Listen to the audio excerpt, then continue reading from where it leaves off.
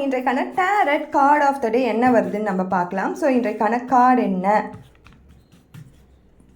அப்படின்னு நம்ம பார்த்தோன்னா, இன்றைக்கு நம்மளுக்கு வந்திருக்க கார்டு குவீன் ஆஃப் கப்ஸ். இந்த குவீன் ஆஃப் கப்ஸ்ன்னு சொல்லும்பொழுது ஒரு மைனர் கார்டு தான்.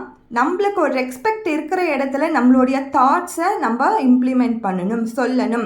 நம்ம தாட்ஸை எல்லா நேரங்கள்லையும் எல்லார்கிட்டையும் சொல்லணும்னு அவசியம் கிடையாது.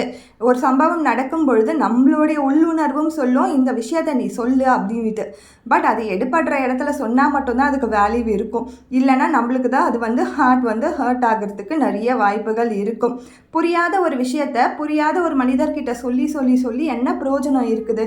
ஒரு மனிதர் மட்டும் இல்லை, நம்ம வேலை செய்கிற இடத்துல கூட பார்த்தோன்னா நம்மளுக்கு வேவ்லேருந்து சிங்க் ஆகாத நிறைய பேர் இருப்பாங்க. அவங்கக்கிட்ட நம்மளை எவ்வளோ தான் ட்ரை பண்ணி என்னை புரிஞ்சுக்கோ சொன்னாலும் அது நடக்கவே நடக்காது. ஃப்ரெண்ட்ஷிப்லேயும் அதே மாதிரி தான், ரிலேஷன்ஷிப்லேயும் அதே மாதிரி தான்.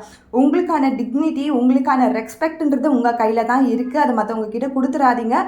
நம்ம வார்த்தைகளுக்கு எங்கே வேல்யூ இருக்கோ அந்த இடத்துல நம்மளுடைய இமோஷன்ஸாக இருக்கட்டும், நம்மளுடைய வார்த்தைகளை இன்வெஸ்ட் பண்ணுறது ரொம்ப நல்லது. இன்வெஸ்ட்மெண்ட் அப்படின்னு சொல்லும்பொழுது அது நம்மளுடைய ஒரு ரிலேஷன்ஷிப்பை தக்க வச்சுக்கிறதா இருக்கலாம், வேலையை தக்க வச்சுக்கிறதா இருக்கட்டும், ஃப்ரெண்ட்ஷிப்பை தக்க வச்சுக்கிறதா இருக்கட்டும், இதெல்லாமே இன்வெஸ்ட்மெண்ட் தான்.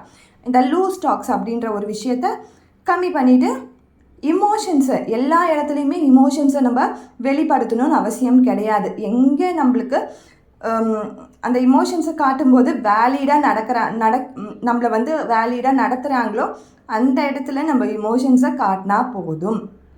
ஸோ இதெல்லாமே நம்மளுக்கு குவீன் ஆஃப் கப்ஸ் சொல்லக்கூடிய ஒரு விஷயம்தான். Thank you so much.